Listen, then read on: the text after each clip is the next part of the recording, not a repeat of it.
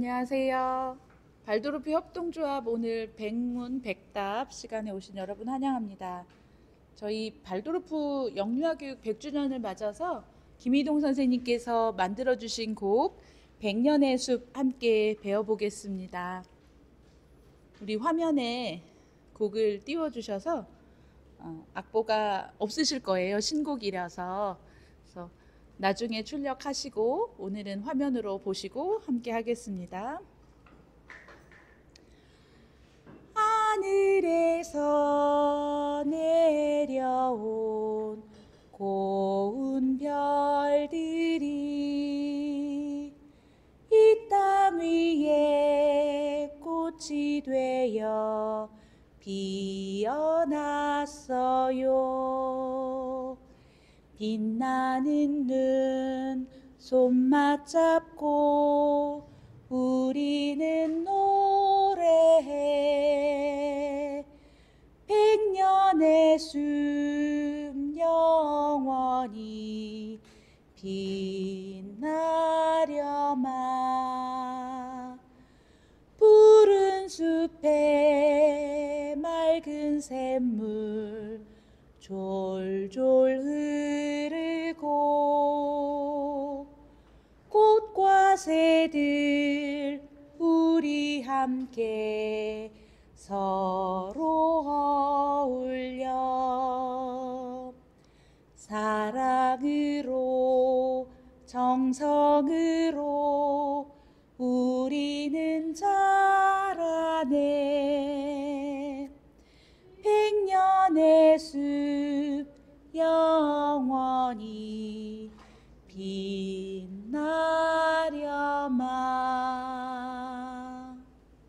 네, 고맙습니다. 네, 안녕하세요. 안녕하세요. 네, 한국 발도르프 협동조합의 백분 대담을 시작하겠습니다. 저희가 백분 대담을 이렇게 준비한 이유는 내년이 발도르프 영유아 교육 100년째 되는 해예요. 그래서 한국에서는 올해 그런 축하 행사를 하는데, 그래서 유아교육, 학교교육, 그리고 또 저희 조합이 모여서 축제를 열면서 이렇게 주제인데요. 온고지신으로 옛것으로부터 새로운 창조를 향해서 오늘 한번 첫 발을 내디뎌 볼게요. 네. 저희 한국 발도르프 협동조합은 2015년 3월에 창립 총회를 열고 시작한 교육협동조합입니다. 그리고 작년에 10주년을 맞이했어요. 그리고 다음 100주년을 향해서 나아가고 있습니다. 오늘 같이 대담에 참여해 주신 선생님들 소개해 드릴게요. 예, 먼저 윤선영 교수님은 전 건양대학교 아동교육학과 교수시고 학과장도 지내셨고요. 그 전 서남 발도르프 유아교사 세미나 지도교수로서 한국에서 발도르프 유아교육이 시작될 수 있도록 그 첫 씨앗을 심으신 분이세요. 그렇게 공헌하셨고, 그리고 또 발도르프 영유아 교육학회를 운영하셨고, 여러 논문들, 아주 다수의 논문들이 있으세요. 윤선영 교수님 인사드릴게요.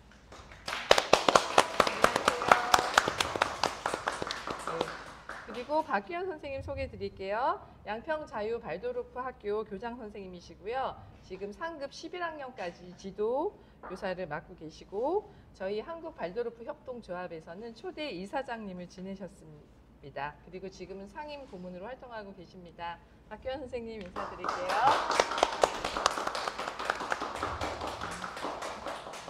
그리고 우리 김남숙 이사장님 소개해 드릴게요. 우리숲 어린이집의 대표시고요. 한국 발도르프 협동조합 현재 이사장님이십니다. 인사드릴게요. 네. 그리고 저는 유재현입니다. 햇살 아래 발도르프 어린이집에서 일하고 있고요. 그리고 저희 한국 발도르프 협동조합에서는 학술위원장을 맡고 있습니다. 부탁드릴게요. 네, 그러면 우리가 과거, 현재, 미래를 통해서 이렇게 오늘 하루를 좀 이렇게 백분 대담을 이어가려고 하는데요. 먼저 저희 한국의 발도르프 유아 교육의 첫 씨앗을 심어주신 윤선영 교수님께 질문을 드릴게요. 뭐 준비해 오신 거 오늘 많고 막 저희한테 여러 가지 질문도 많이 주셨는데 일단 발도르프 교육이 어디에서 시작됐는지 그런 것도 잘 모르시는 분들도 계시고요. 그래서 발도르프 유아 교육이 독일에서 어떻게 시작되었는지, 그리고 한국에 처음 들어오게 된 배경은 어떤 것인지, 그리고 이렇게 처음 뭔가를 시작할 때는 누구나 어떤 저항을 받게 돼 있잖아요. 기존에 있던 것들과 좀 다른 게 들어오면 저건 뭐지? 막 이런 게 있을 텐데, 좀 어떤 어려움들 그리고 우여곡절이 있었던 사연들은 어떤 게 있었는지, 그럼에도 불구하고 한국에서 한 30여 년 이렇게 발도르프 유아 교육이 이어져 간 그런 구체적인 실천들은 어떻게 전파되어 나갔는지, 그것에 대해서 먼저 우선 질문 드릴게요. 네. 이거 해요? 이거 해요. 요거는 온라인으로 나가는 거고요. 우리가 지금은 마이크 따로 안 돼도 괜찮을까요? 예. 핀으로 꽂으시는 게 바랍니다. 핀이 꽂을 데가 없네. 네, 들고 하셔도 돼요. 꼽을 데가 없어. 안 되겠다. 그냥 들을게요. 목소리 잘 들리세요? 예. 일단 그 한국에서 발도르프 교육이 어떤 배경에서 들어오고 소개가 되었나, 요거를 설명을 이제 그 시대적 배경을 조금 설명한 다음에 독일의 저는 발도르프 교육 전체를 얘기하고 싶지는 않고 발도르프 유아 교육에 초점을 맞춰서 어떻게 시작되었고, 그 다음에 한국에서는 어떻게 또 이것이 확산되었고, 이런 얘기를 조금 이어서 말씀을 드릴게요. 일단 발도르프 도입의 시대적 배경이 80에서 90년대거든요. 이때를 제가 이제 부제를 다루면 변혁의 시기라고 제가 부제를 한번 달아봤어요. 이때가 언제겠어요? 8, 90년대가 우리 한국이 굉장히 크게 발전하고 있었을 때였거든요. 그런데 그와 반면에 교육은 엉망진창이었죠. 굉장히 지금도 근데 그 교육 문제는 여전히 있다고 봐요. 저는 그 입시 위주의 교육, 거기다가 비인간화, 산업화에 의해서 자연환경 파괴, 뭐 업적 중심, 아이들 성적 중심, 뭐 아직도 그렇겠지만, 이때 이제 원래 그 전에 60년대에 이미 유치원 교육과정, 아동복리법 같은 거 우리나라에서 이미 제정이 됐고, 타가소라는 이름을 붙여서 어린이집이 생겨났지만 그 이후에 이제 어린이집이라는 말로 바뀌고도 했는데, 어쨌든 이 80년대에 이제 우리나라 유아교육은 아동복리법에서 복지법으로 바뀌고, 82년에 유아교육진흥법이 제정되고, 문교부 내무부로 이제 이원화되면서 계속 이원화가 또 있었죠. 그런데 이제 90년대 들어와서 이제 더 이상 안 되겠다 해가지고 이제 대안교육 운동이 일어납니다. 그런데 그때 이제 각종 교육에 대한 논의가 굉장히 많이 일어났고요. 특히 이 대안교육이라는 말이 이제 이때부터 굉장히 많이 이제 회자되곤 했는데, 대안교육이라는 말을 제가 이렇게 찾아보니까 정의를 송순재 교수님은 기존의 것에 대한 철저한 비판 후에 이루어질 수 있는 고유한 모색이다 그랬고, 또 이종태 씨는 교육체제 안에서 또 하나의 선택 가능한 것을 대안교육이라고 했고요. 또 황경섭 씨는 교육의 본질을 찾거나 대안적인 가치에 입각하여 새로움을 추구하는 교육이다, 이렇게 하기도 했어요. 어쨌든 이 대안교육인 우리나라의 신자유주의적인 교육개혁 운동, 탈학교 운동으로 전개되는데 큰 이제 역할을 했죠. 그래서 1989년도에 전국 교직원 노동조합이 결성되어서 지금까지 이루어지고 있죠. 80년대에 또 한국의 유아교육은 또 어떤 상황이었냐 하면 이제 그 산업화에 의해서 여성들이 굉장히 많이 이제 일을 하러 나가곤 했잖아요. 그래서 근데 그때 아직 그 어린이들을 충분히 보살필 수 있는 제도가 없었어요. 공식적인 제도가. 그래서 이제 제가 알기로는 그때 운동에 참여했던 분들 혹시 여기 계시나요? 어린이집 보육제도 보육법 영유아 보육법을 설립하는데 기여했던 분들 혹시 여기 계시나요? 제가 80년대 90년대 독일에서 공부를 하고 있었는데 80년대 중반부터 90년대까지 공부를 했는데 그때 이제 제가 독일에서 관심을 많이 갖고 있었기 때문에 한국에서 얼마나 많은 수많은 아이들이 희생을 당했는지 소식을 많이 접했어요. 인천이나 부산 같은 경우 뭐 새쌍둥이가 불에 타서 죽고, 왜 엄마 아빠가 일하러 나가려고 문을 걸어 잠그고 나갔는데 아이들이 추워서 난로 옆에서 놀다가 불이 나서 타 죽은 그런 경우.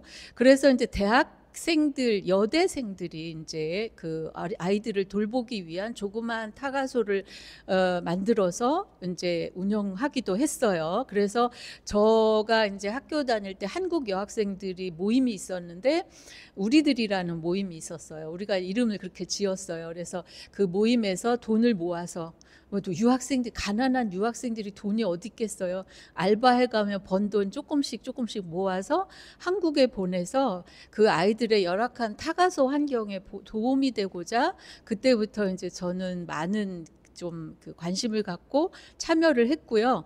그리고 그때 같이 이제 인연을 맺었던 사람들과 이후에도 계속 인연이 되어서 한국 타가소 연합회라고 있었는데, 거기 이제 교사 교육 같은 것을 제가 이제 연계해서 최초로 아마도 교사가 주체가 되는 교육을 이제 시도해 본 적이 있었거든요. 근데 지금 그 이후로 한국 보육교사회로 바뀌었다가 언젠가는 없어졌어요.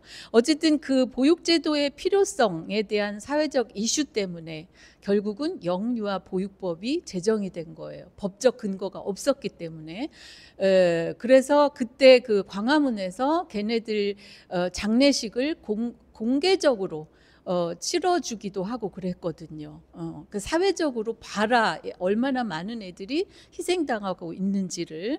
그래서 그때 그 과정을 제가 한국에 있지는 못했지만 함께 했었고, 그 다음에 이제 그 1993년도에 김영삼 대통령이 문민정부 시대를 열었지 않았습니까? 그래서 그때부터 교육의 다양화, 특성화 교육, 뭐 공급자 중심 교육에서 이제 수요자 중심 교육, 뭐 여러 가지 이야기가 많이 나왔고요.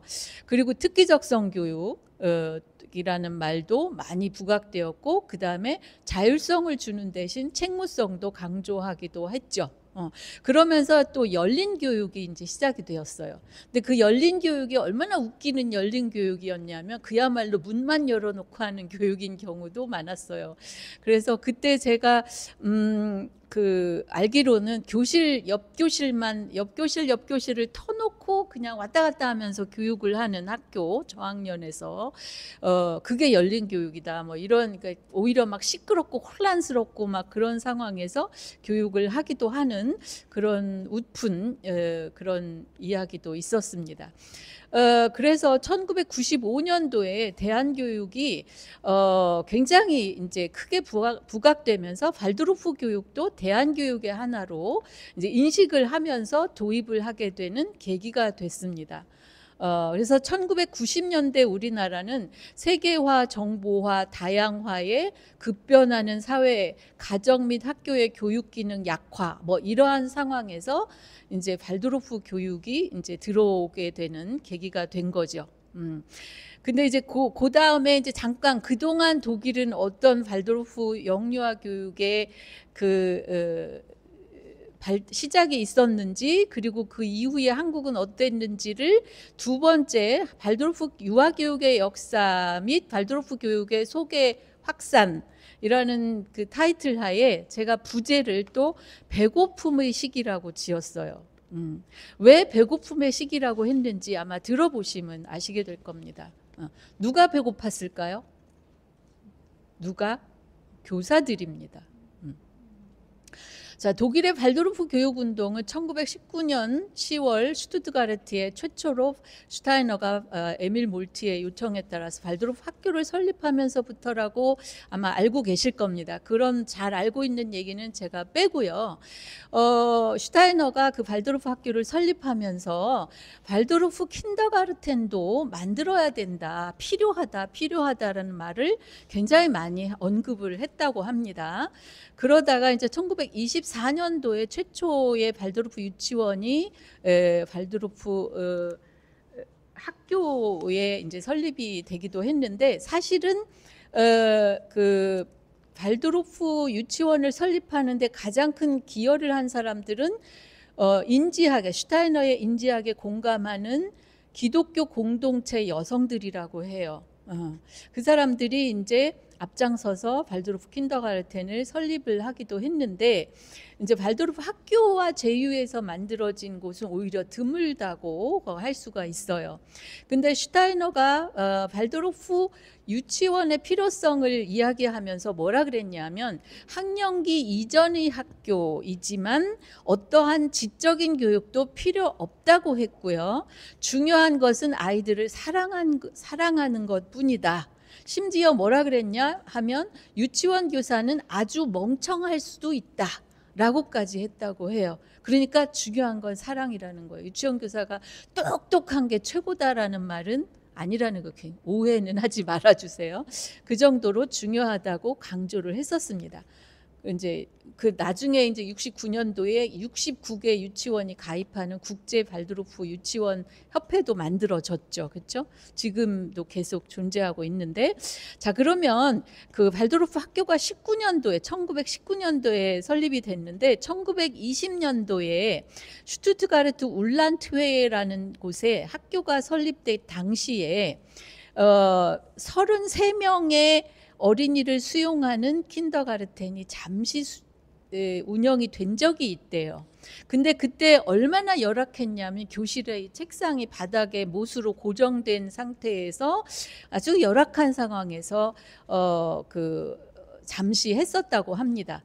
그러다가 이제 슈타이너가 엘리자베스 폰 그루넬리우스라는 그분에게 이제 유치원을 맡아달라고 이제 합니다. 그 사람은 1858년에 그 사람 1895년에 태어나서 1989년에 돌아가신 분이시고요. 독일의 최초의 유치원을 설립해서 운영하는데 큰 공을 세운 굉장히 역사적인 인물이라고 할 수 있어요. 엘리자베스 폰 그루넬리우스라는 선생님인데, 이분은 그 당시 1840년대 이후 프레벨에 의한 킨더가르텐이란 말도 프레벨이 최초에 언급을 했고요. 유치원이라는 말이 어린이 정원이라는 뜻인 킨더가르텐이라는 말을 쓴 이유가 마치 식물을 가꾸는 것처럼 아이들을 키우라는 뜻으로 그렇게 했다는 거예요. 생각해 보세요. 식물을 너무 많이 물을 주거나 막 잡아다니면 식물이 제대로 크나요? 그렇죠? 그래서 이제 프레벨이 그러한 의도에서 했었고, 그 당시까지는 이제 프레벨의 유아교육의 그 흐름이 계속 이어지고 있었고, 그 프레벨의 후예인 헬레네 클로스터만이라는 분의 가르침을 받았었던, 그리고 본에서 교육을 받았던 엘리자베스 폰 그루넬리우스에게 이제 교사로 임명을 합니다. 슈타이너가. 자, 그런데 이 슈투트가르트 학교 부지에 독립된 건물에 유치원이 건설된 거는 1924년도고요. 그러니까 학교 내지만 우리나라로 치면 병설 유치원 같은 그런 것을 지었죠. 그래서 콘크리트 위에다가 나무 막사를 짓고 놀이터가 있는 커다란 모래더미, 아이들이 가꿀 수 있는 작은 정원 같은 것으로 이렇게 짓고 만들기 시작했다고 합니다. 그리고 공식적인 입주는 1926년이라고 합니다. 그래서 아마도 제가 생각하기에 내년이 100주년이라고 한 이유가 이것 때문이지 않을까 이렇게 생각이 듭니다. 근데 그 당시도 이제 이렇게 발도르프 학교나 발도르프 유치원은 항상 경제적인 문제가 참 심각했습니다. 왜냐하면 독일은 국공립이 우선이었어요. 한 90% 이상이 국공립이고 나머지 작은 분포로 사립이 있었어요. 지금도 거의 이제 공립이 더 많지. 그러니까 그만큼 나라가 많이 투자를 한다는 뜻이죠. 우리는 거꾸로죠, 그렇죠? 분포가. 근데 엘리자베스 폰 그루넬리우스는 개인 사비로 그 건설 자금을 조달을 했고, 그리고 발도르프 학교 교사들이 많이 후원을 해주고 지원을 해주곤 했답니다.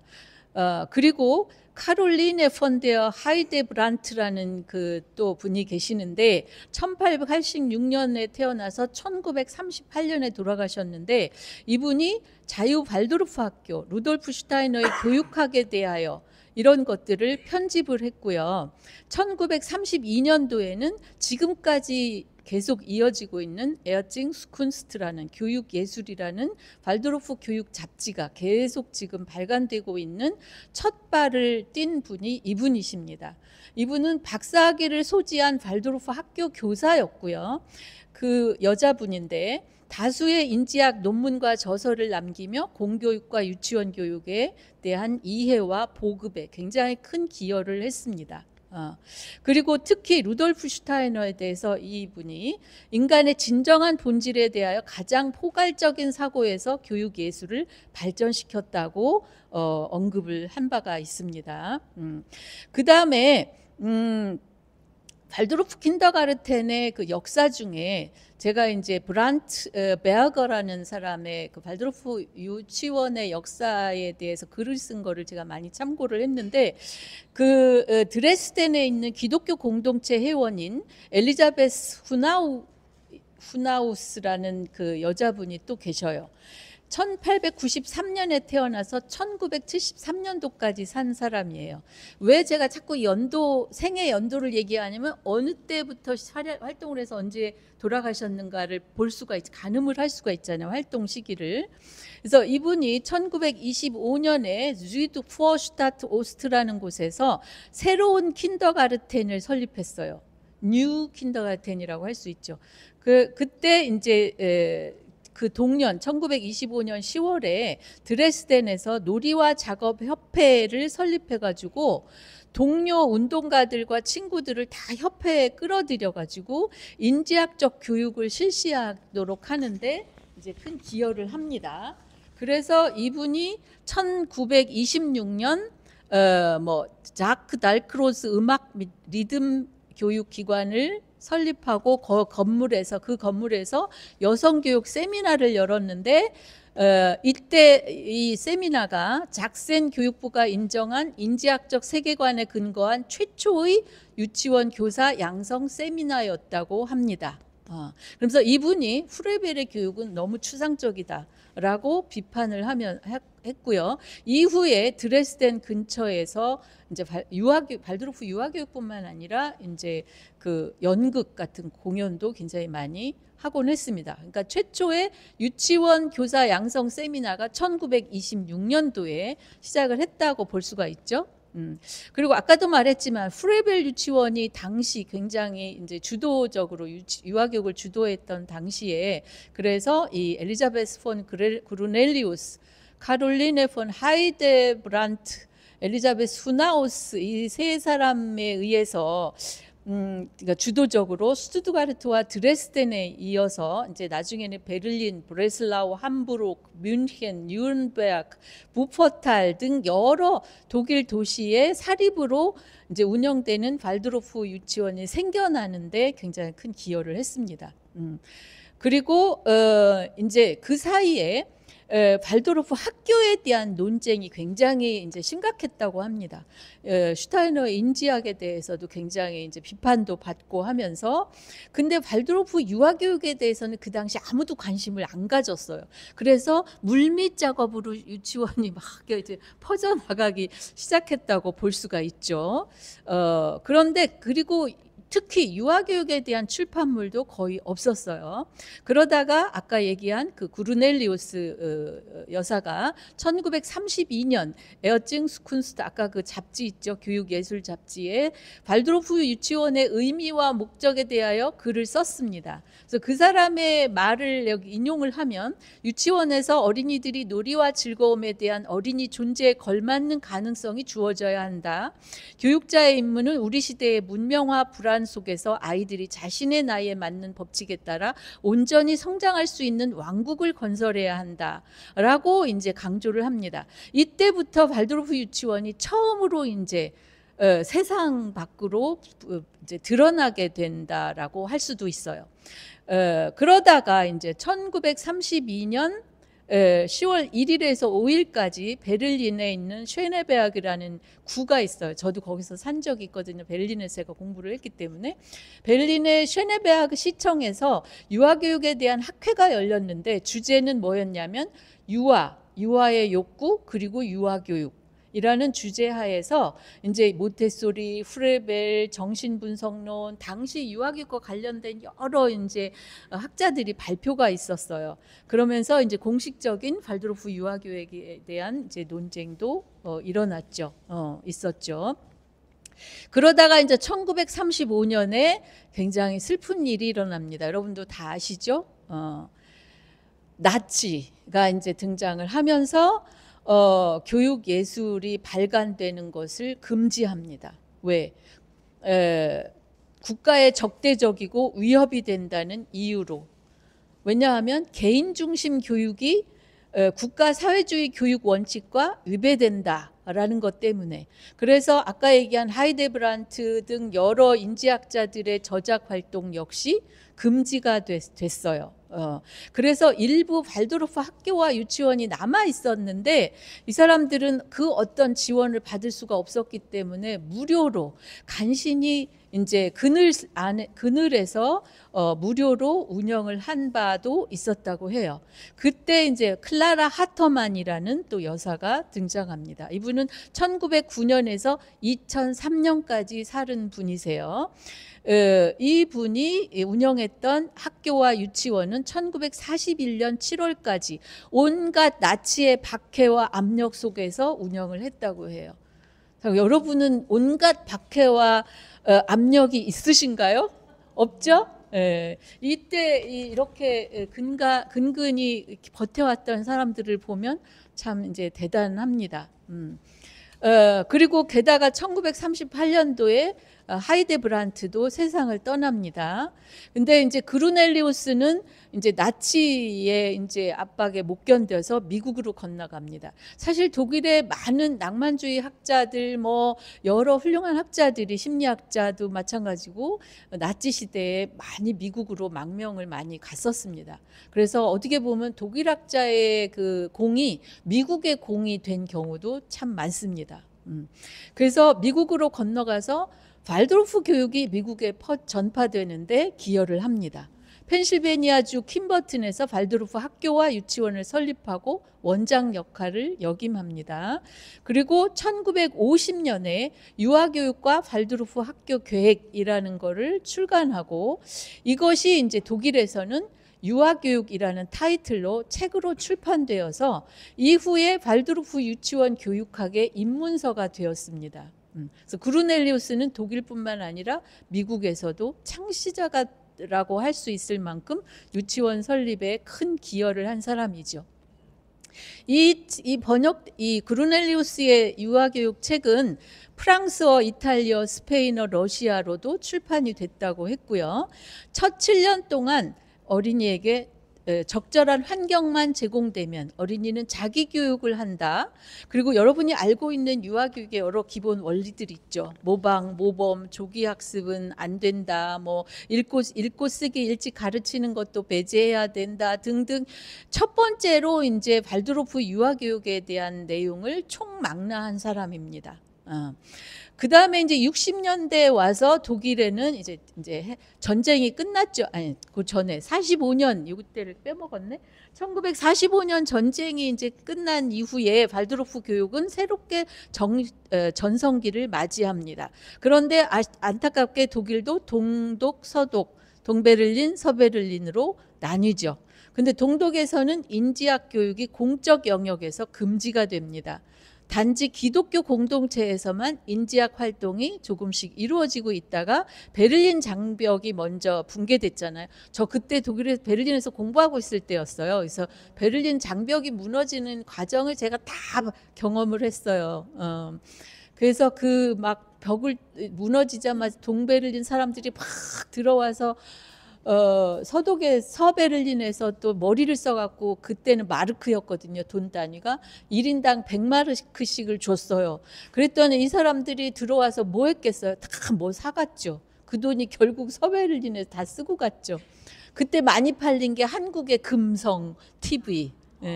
예, 그때는 금성이었죠. 금성, 삼성 그랬나? 아무튼 그 한국도 많이 그때 덕을 봤죠.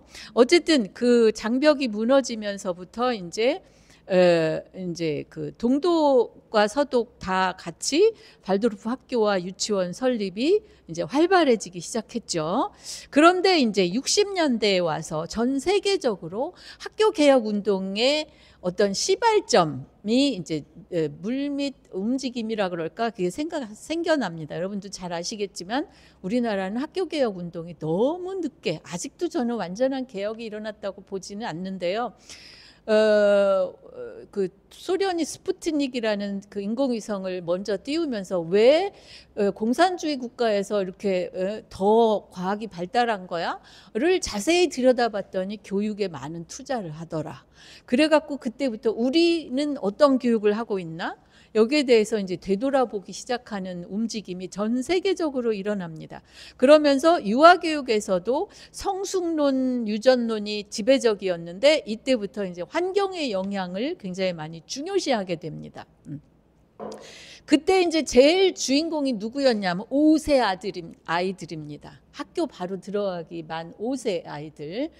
얘네들을 도대체 어디서 교육을 하면 애들이 학교 가서 공부를 더 잘할 수 있을까에 대한 시범 사업이 엄청나게 일어납니다. 그래서 아이들이 그 당시에 우리는 실험 토끼야 라고 말할 정도로 여러 가지 시범 사업이 일어납니다. 그랬는데 그때 이제 1970년대, 그러니까 70년대가 가장 그 교육개혁이 이제 자리를 잡아가는 시기라고 할 수가 있죠.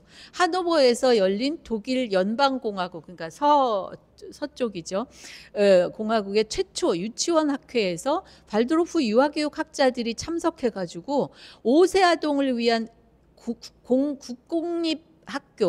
국공립학교의 의무 교육을 하게 한다는 것은 매우 끔찍한 일이다라고 경고를 합니다.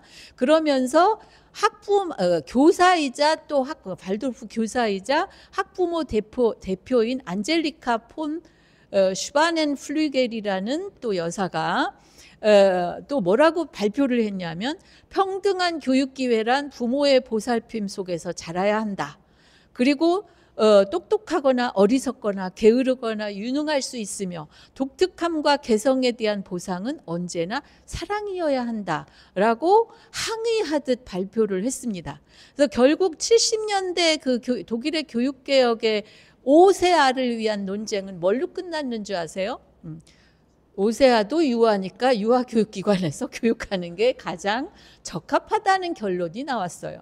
그래서 그 당시 일부 학교에다가 우리나라 그 병설 유치원처럼 만들어진 거를 포슐레라고 해서 학교 이전의 학교라고 해서 아이들을, 그 잔재가 아직도 남아있는데 그때 남아있는 거 이외에는 더 이상 증가가 된 적이 없어요.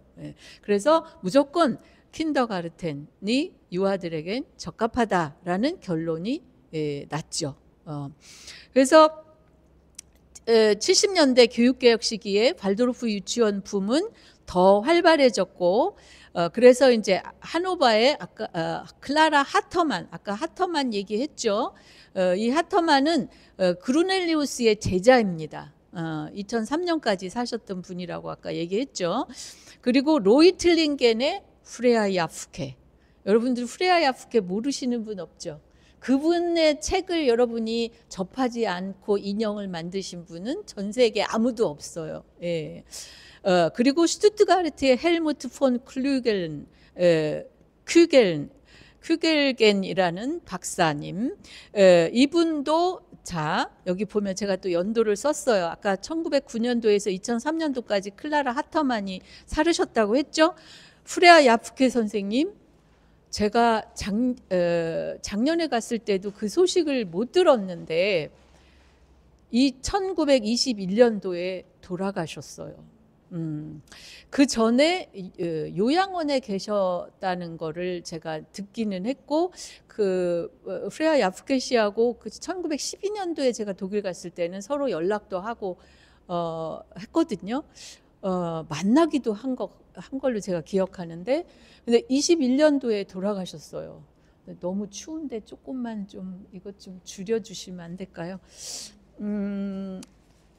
그리고 이제 슈투트가르트의 헬무트 폰 큐겔겐 박사님은 1998년도에 돌아가셨고요. 그러니까 초반기에 활약했던 분들이 중요했던 분들이 많이 돌아가셨죠. 그리고 최근에 또 볼프강 자스만사우젠 선생님도 돌아가셨고. 예.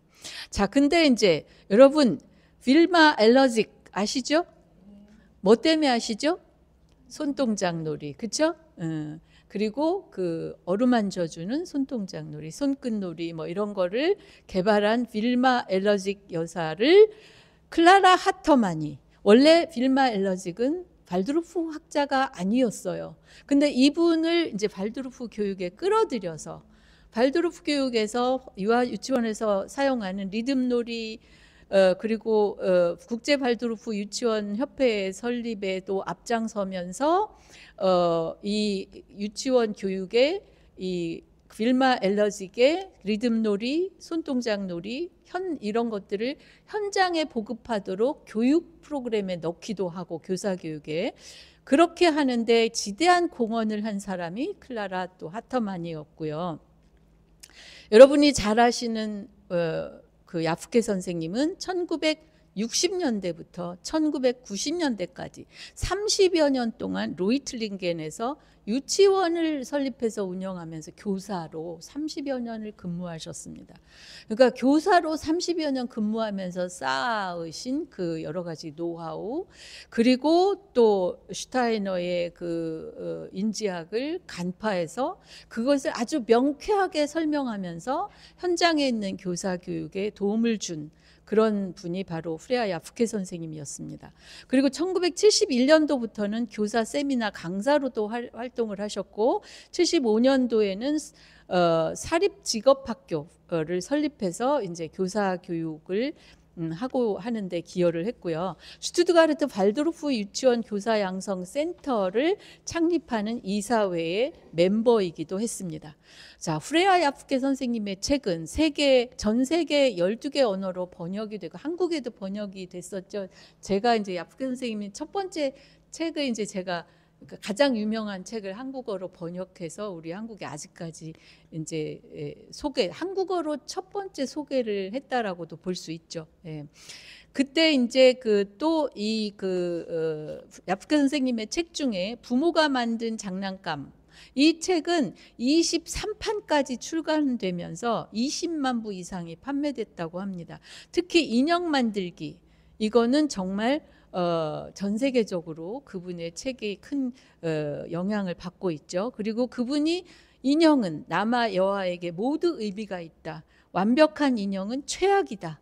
상상력을 키울 기회를 배제한다. 이렇게 이제 얘기를 했고요. 유치원에서의 생활은 곧 대가족에서의 생활이어야 한다라고 했고, 리듬 생활이나 축제 뭐 이런 거 여러분들이 잘 알고 계시는 그런 유아교육 내용, 생활작업 이런 내용들 다 총망라한 두 번째 유아교육의 학자라고도 볼 수 있죠. 학자이며 현장 교사. 구르넬리우스도 마찬가지고 다 교사였어요. 예. 여기 계시는 교사분들, 여러분들도 충분히 하실 수 있습니다. 자, 그 다음에 이분이 또 뭐라고 그랬냐면 질서와 안전, 지켜하이트 안전, 질서는 오드능이라고 해갖고 신의 세계에서 질서와 안전은 신의 세계에서 태어나기 이전부터 아이들의 영혼을 감싸고 있다. 이 지상에서 아이들은 탄생 이전의 경험과 신뢰를 이어서 다시 발견할 수 있어야 합니다.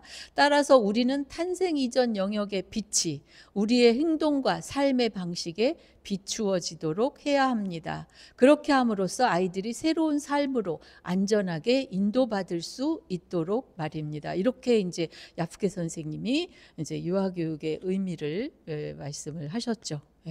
그리고 이제 그 아까 얘기한 헬무트 폰 큐겔겐이라는 분, 이분 역시 박사학위를 소지한 발드로프 교사였습니다. 제가 계속 교사를 강조하는 이유가 뭔지 아시겠죠? 그래서 이분이 스투트가르트의 또 발드로프 유아교사 세미나 양성과정을 또 열었고요. 그리고 이후 국가가 인정한 최초의 독립적인 발드로프 교육 대학을 설립한 사람이 후나우스라는 분, 아까 얘기했던 그분입니다. 그 후나우스 여사는 이론적 측면뿐만 아니라 실무적 측면의 광범위한 저술을 통해서 발드로프 유아교육에 영향을 미친 사람입니다. 그리고 조기 기억에 의존한 교육은 어린이들로부터 형성력을 빼앗는 병폐를 낳는다. 기억력은 상상력이어야 한다라고 이제 상상력으로 대치되어야 한다라고 얘기한 사람이기도 합니다. 그리고 동화의 의미 뭐 이런 거를 통해서 독일 전역의 발드로프 유치원 설립과 발전에 기여를 합니다. 그래서 지금까지 얘기한 그 퀴겔겐 뿐만 아니라 야프케 선생님 뭐 이런 사람들이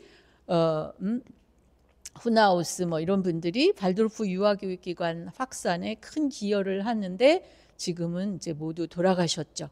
자, 그다음에 이제 우리나라로 이제 돌아옵니다. 왜 이때 돌아오냐면 아까 얘기한 이제 80년 90년대 오기 전 70년대 얘기를 잠시 하면 70년대 발드로프 교육 학교 운동이 신교육 운동으로 전 세계적으로 이제 관심을 받게 되고 80년대에 들어서 슈타이너의 사상에 관한 교육학적 논의가 활발히 진행되면서 우리나라에도 이제 몇몇 학자들에 의해서 슈타이너의 사상에 대한 소개가 있었고 논의도 돼 있었고요. 그 다음에 1994년도에 유네스코 국제교육회의에서 21세기 미래 교육 모델로 선정이 됩니다. 그리고 2019년에 발드로프 학교는 이미 100주년 행사를 했었죠. 그렇죠? 여러분도 아실 거예요. 그리고 이제 그 이후에 매년 국제 발드로프 킨더가르텐 협회에서는 이제 국제 워크숍을 개최하고 있고 도르나하의 괴테아눔에서 하고 있었고 또 그때 이제 언제였더라 제가 90년대였던 것 같은데 정확히 몇 년도부터 시작했는지 제가 기억을 못 하겠어요. 제가 건양대에 근무를 하면서 여기 워크숍회를 그 뒤로 한 번도 못 갔어요. 그 전에는 그래도 왔다 갔다 조금씩 해서 참여를 했는데 언젠가부터 이제 너무 발드로프 유아교육이 유치원 연령 중심이다 해서 영아를 대상으로 하는 발드로프 유아교육도 중요하다. 왜냐하면 여성들이 영아기 때부터 맡길 수밖에 없는 게 현실이다. 그래가지고 이왕 현실이 이렇다면 영아기를 위한 발드로프 교육도 중요하다고 하면서 독일의 하노버에서 별도의 워크숍을 또 진행했습니다. 그래서 거기에 제가 몇 번 참여를 한 적이 있었어요. 그때만 해도 한국에 참여한 사람들이 저밖에 없었어요. 일본에서도 왔었고 중국에서도 왔었고 했는데 혼자밖에 없어갖고 상당히 그때 외롭고 쓸쓸했던 걸로 제가 기억을 합니다. 자, 그런데 이제 독일에서 그 발드로프 학교나 유치원이 설립된 것 그리고 그 운동이 활발하게 진행된 것은 뭐예요? 한국의 교육 문제가 심각했던 것처럼 기존의 학교의 교육 문제 때문에 교사들이 상당히 자발적이고 또 능동적으로 발드로프 학교 유치원 운동을 활발하게 했다는 것을 알 수가 있죠. 그러니까 발도르프 교육에서 교육 현실의 문제에 대한 답을 찾으려고 했죠. 예. 그래서 90년대 한국에 외국의 대안교육에 대한 소개가 되면서 이제 본격적으로 이제 이때만 해도 아직 부분적으로 슈타이너의 저작 번역을 하게 되고 강연도 하게 되는 그런 시기가 옵니다. 그러다가 이제 현재 한국 슈타이너 교육예술협회인 한국 발도르프 교육협회라고 이제 강남대 허영록 교수님이 1995년도에 이제 이 협회를 만드시면서 이때부터 이제 95년도에는 크리스찬 아카데미와 독일문화원 공동으로 세미나를 개최하고 96년도부터는 협회를 중심으로 서울 독일문화원에서 또 세계 발도르프 교육 전시회를 개최하기도 하고 이때부터 이제 볼프강 자스만하우젠 선생님이 강의를 하러 오시고 학교에는 베안트 루프라는 선생님이 또 오셔서 강의를 합니다. 그러면서 이때부터 이제 교사들이 발도르프 교육 공부 모임을 하기 시작하죠. 그리고 이제 2001년도 한국 최초로 청계 자유 발도르프 학교도 설립됩니다. 근데 이제 제가 이때 이제 한국의 발도르프 교육이 소개되는 이 초창기 때 이제 독일에서 오시면 옆에서 제가 통역을 하는 역할을 했었어요. 그때만 해도 이 인지학 통역하기가 너무 힘들어가지고 우리가 보통 사용하지 않는 독일 사람들도 인지학이 굉장히 낯설다고 하는 그런 슈타이너의 인지학을 한국어로 번역하려니까 얼마나 힘들었겠어요.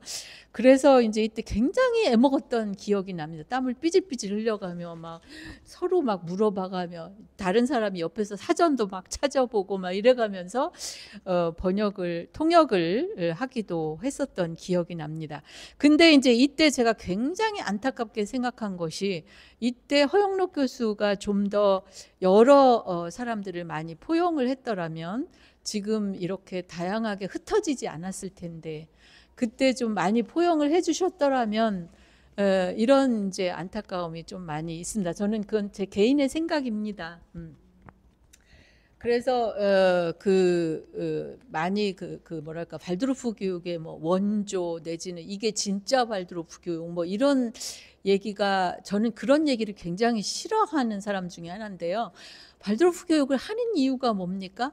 아이들을 위해서 뭔가 좋은 일을 하기 위해서 발도르프 교육을 들여다본 거지 우리가 발도르프 교육을 지키기 위해서 발도르프 교육을 현장에서 실천하는 건 아니라고 뭐가 우선인가가 이제 참 중요하다고 그렇게 생각을 해서 뭐가 그 우선인 것 아이들을 중심으로 우리가 생각했다면 점점 더 똘똘 뭉치지 않았을까 이런 생각이 들었고요. 자, 1998년도 11월에 EBS에서 발도르프 학교 현지 촬영도 소개가 됐었고요. 그래서 많이 또 유명해졌죠. 99년도에는 협회가 허영록 교수 가 만든 협회가 인증하는 분당 자유 발도르프 킨더가르텐이 이경란 선생님에 의해서 설립이 됐었고요.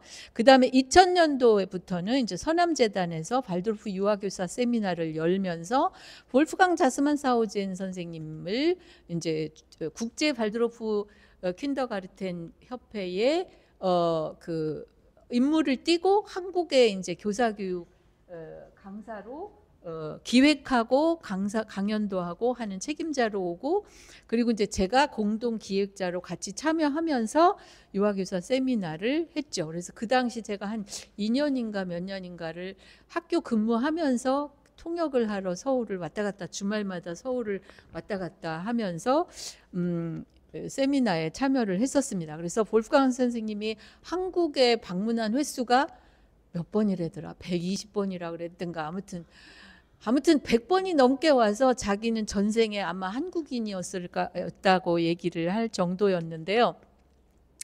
그리고 이제 2000년도에 또 한국 루돌프 슈타이너 인지학 연구센터가 또 설립되고 2018년에 한국 슈타이너 인지학 센터로 명칭이 변경되었죠. 2005년에는 부산 신라대 발도르프 교육연수원이 이정국 한주비 선생님에 의해서 또 운영이 됐고요.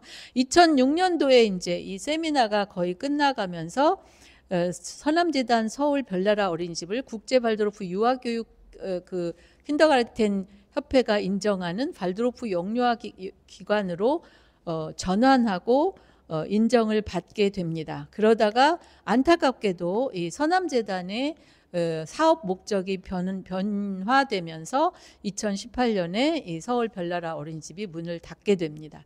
그래서 제가 초대 2년 동안 겸임 원장을 했었어요.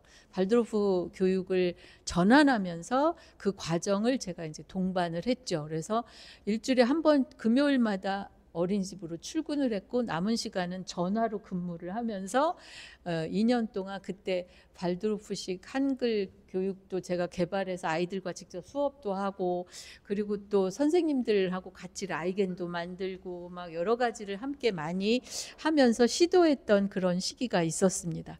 그때가 참 행복했던 것 같아요. 아직 뭘 모르지만 우리가 뭔가 하나씩 해 나간다는 게 얼마나 뿌듯한 일이었는지 아마 여러분들도 아마 공감하실 겁니다. 그리고 이제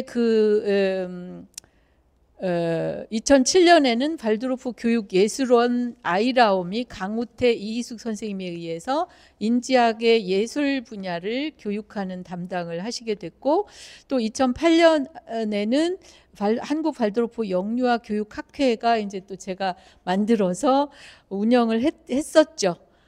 그래서 학문적으로 실천적으로 좀 논해보는 공식적으로 논해보는 자리를 만들어보자 해갖고 막 이제 근근히 했는데 결국은 이제 연구 인력 부족으로 인해서 이제 막을 내렸죠. 할 수 없이. 근데 지금은 그 사이에 석박사가 발도르프 교육을 주제로 해서 직간접적으로 주제로 해서 석박사 논문이 많이 나오게 되었죠. 그런데 아쉽게도 출생률 및 학생 수 감소와 유보통합 부작용으로 인해서 대학의 유아교육 관련 학과들이 굉장히 많이 폐과가 됐습니다. 그래서 석박사로 배출된 분들이 대학에 자리 잡기가 하늘의 별따기예요. 지금은 기존의 유아교육과 교수도 지금 떨려나갈 판인데 그런 상황이라 발도르프 유아교육학회 운영은 굉장히 어렵습니다. 그래서 이렇게 유아교육 세미나를 교사 주체로 이제 여기 독일의 그 교사들이 했던 것처럼 많이 기여를 할 때가 되지 않았나 이런 생각이 듭니다. 자, 그리고 2015년 여기 한국 발도르프 협동조합이 설립되었죠. 그렇죠?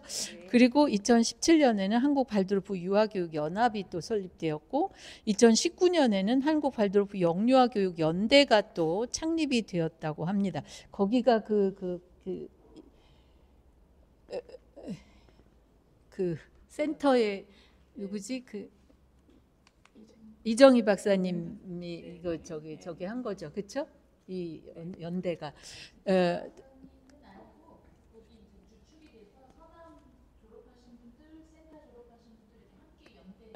그러면 다행이었어요. 예, 어쨌든 그분이 원래 그 전에 한참 전에 자기네들의 세미나에 교육받은 어린이집 선생님 그 기관들을 중심으로 연합에 등록을 한 적이 있었어요. 그래서 제가 전화로 항의를 한 적이 있거든요.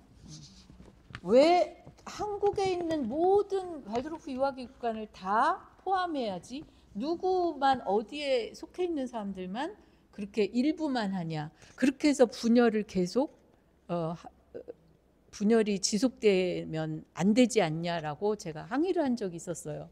그래서 이정희 박사님이 그 생각은 글쎄 그래서 조금 무한하게 조금 그런 상황이 있었거든요.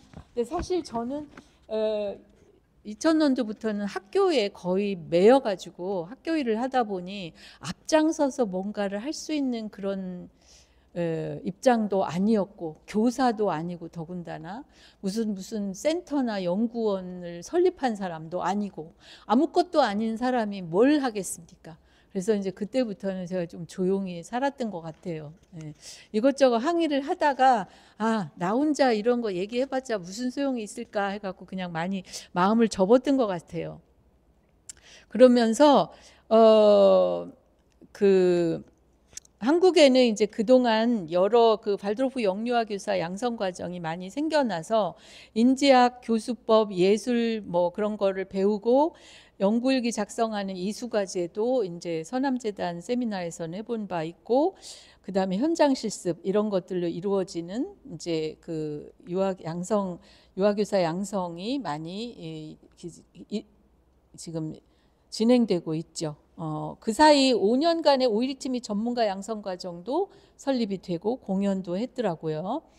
그리고 사실 저는 한국의 발드로프 학교 수는 몇 개냐, 이거는 뭐 확실하게 얘기할 수 있죠. 그렇지 않나요?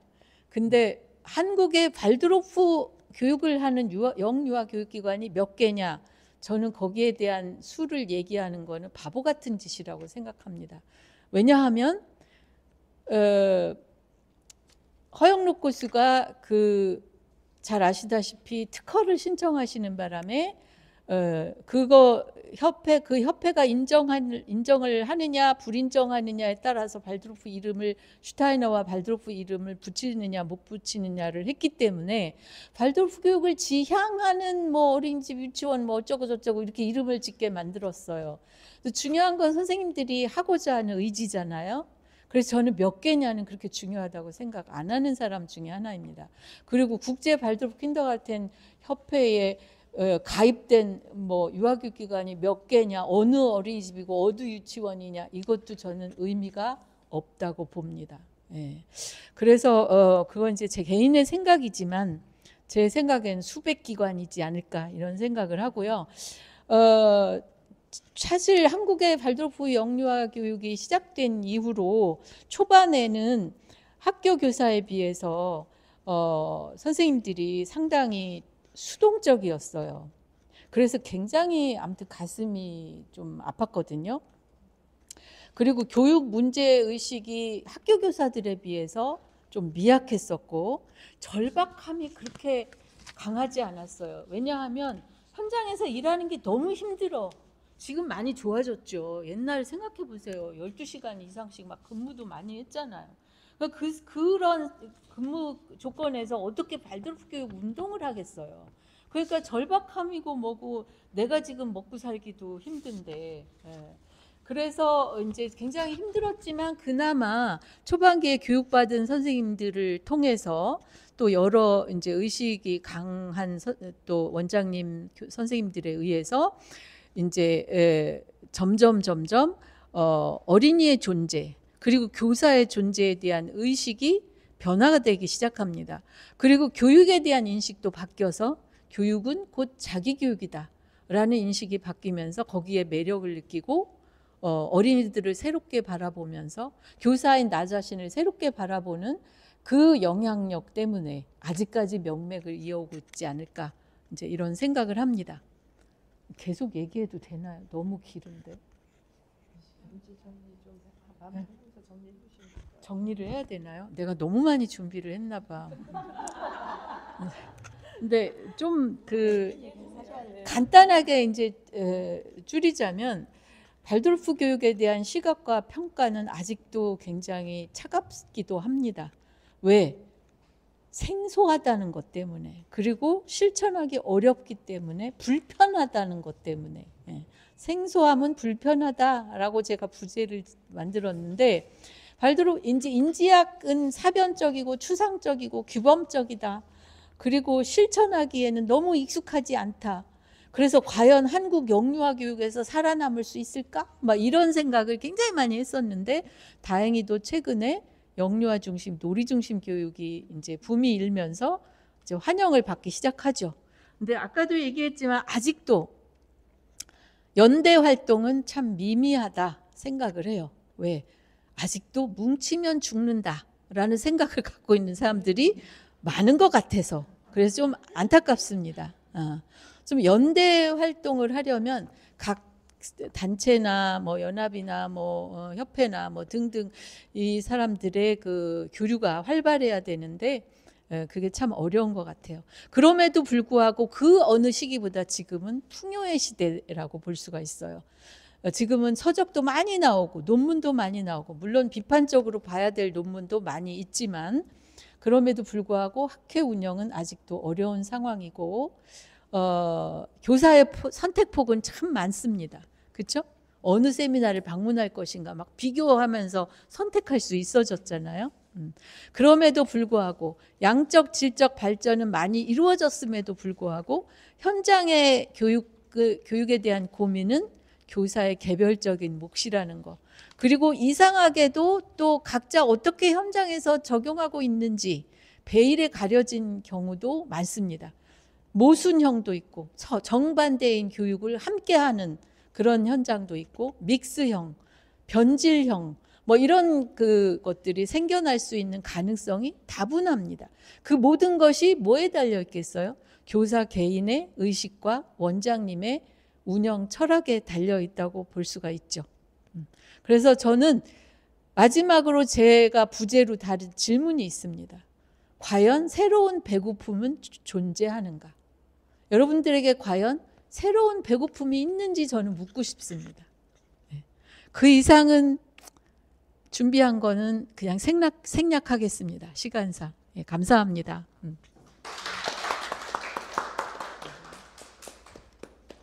예, 고맙습니다. 이런 얘기 너무 듣고 싶었어요. 사실 이런 역사 이야기와 한국 안에서의 이런 발도르프 교육 역사의 흐름 이런 거를 저는 처음 들었어요. 그래서 이 자리를 만든 게 너무 의미 있다 하는 생각이 들고요. 그리고 교수님이 얘기해 주신 세 가지 시기가 있어요. 변혁의 시기, 그 다음에 배고픔의 시기, 그리고 다시 풍요의 시기가 돌아왔지만 이제 다시 우리는 어떻게 우리가 어떻게 이 배고픔, 새로운 배고픔이 있나 하는 그런 자성적인 질문 이것을 던지면서 이야기를 해주셨는데요. 저도 겪어온 막 여러 가지 것들이 있고 그러한데 막 그런 게 이렇게 그림처럼 막 지나가네요.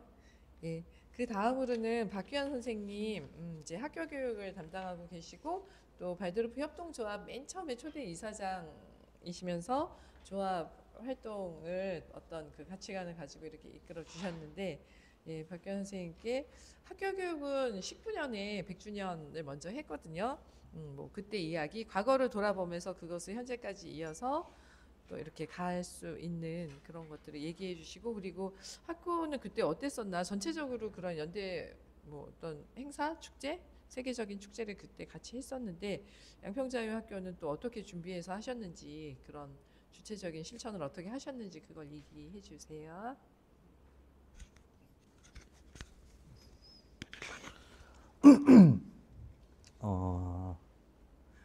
제가 학교 교육 전반을 아우르는 얘기를 하자면 또 1시간 긴 얘기가 될 것 같아서 최근의 얘기들과 그리고 지난 학교에서 2019년도에 100주년 기념 행사를 했는데 그때 양평자유학교에서 이렇게 냈던 메시지의 내용을 중심으로 지금 뭐가 필요하냐 이런 얘기들로 좀 모아서 말씀을 드리겠습니다.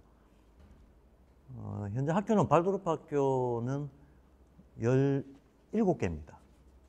17개인데 최근에는 학생 수나 학교 수나 어떤 성장세가 지난 몇 년간 멈춘 상태라고 봐야 됩니다.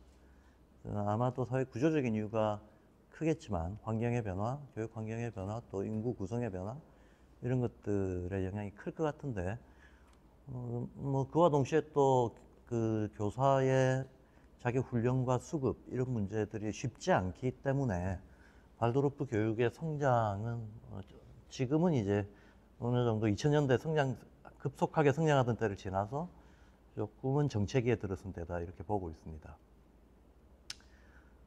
2019년도에 그 발도르프 100주년 때 여러 가지 다양한 행사가 있었습니다만 학술적인 성격의 기념 강연은 양평자유 발도르프 학교에서 진행했던 자유와 독립이라고 하는 강연회가 한국인이 참가했던 것으로는 유일한 것이었습니다.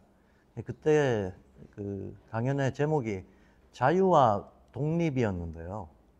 이때 말하는 자유는 이제 슈타이너가 자유의 철학에서 얘기했던 자유를 얘기하는 겁니다. 그리고 독립이라는 말이 들어갔던 이유는 3.1운동 100주년이기도 합니다. 발도르프와 3.1운동은 우연이라고만은 볼 수 없는 굉장히 역사적인 어떤 의미를 공유할 수 있는 동시성적인 시대 현상으로 의미 부여할 수 있는 바들이 일맥상통한 의미를 부여할 수 있는 것들이 상당히 저는 많다고 생각을 했습니다.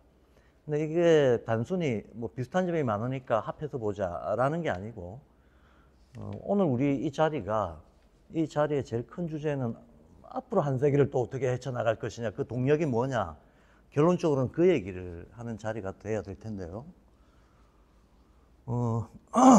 우리가 뭐 간절함이 없이 인위적으로 그냥 뚝딱 논리적으로 멋진 주제를 뽑아내서는 그게 지속될 리가 없죠. 간절함이 있어야 되는 거죠. 조금 전에 윤선영 선생님께서도 배고픔에 대한 말씀을 하셨지만 정신적인 간절함, 꼭 해내야겠다라고 하는 과제에 대한 강한 의지, 이런 것들이 이제 형성이 돼야 될 텐데, 그런 동기부여를 해줄 수 있는 우리 과제가 뭐냐라고 하는 거가 이제 오늘 얘기의 제일 큰 부분이라고 봅니다. 그거는 2019년도에 학교 100주년 때도 저는 마찬가지였습니다. 근데 제가 생각할 때 우리 한국 발도르프가 여전히 현재 진행형이고 앞으로 어느 정도 수준까지 대단히 집중해야 되는 과제가 현지화다라고 생각하고 있습니다. 그것은 뭐 교육이 됐든 무엇이 됐든지 간에 어떤 세계적인 철학, 사상, 정신, 문화 이런 것들이 하나의 인류 보편적인 가치로 퍼져나가는 과정에 있어서는 너무나 당연하게도 현지의 자연환경, 역사, 문화 환경과 어우러지면서 조화를 이룰 때만 정착이 가능하다는 거거든요. 특히 교육은 더더욱 그렇죠. 왜냐하면 교육을 통해서 정체성이 형성이 되고 또 교육을 통해서 각 그 민족이나 나라의 그 자기가 생득적으로 타고난 여러 환경에 적응하면서 사회생활을 해나가는 시민들을 기르는 거기 때문에 교육은 더더욱 현지화가 안 되면 이건 도저히 지속성이 있기가 힘들다라고 이제 봐야 되는 건데, 한국의 과연 발도르프 교육이 얼마나 현지화가 됐는가 하는 것은 평가자마다 다르겠지만 상당히 아직까지는 초보적인 상태다라고 그때나 지금이나 저는 느끼고 있습니다.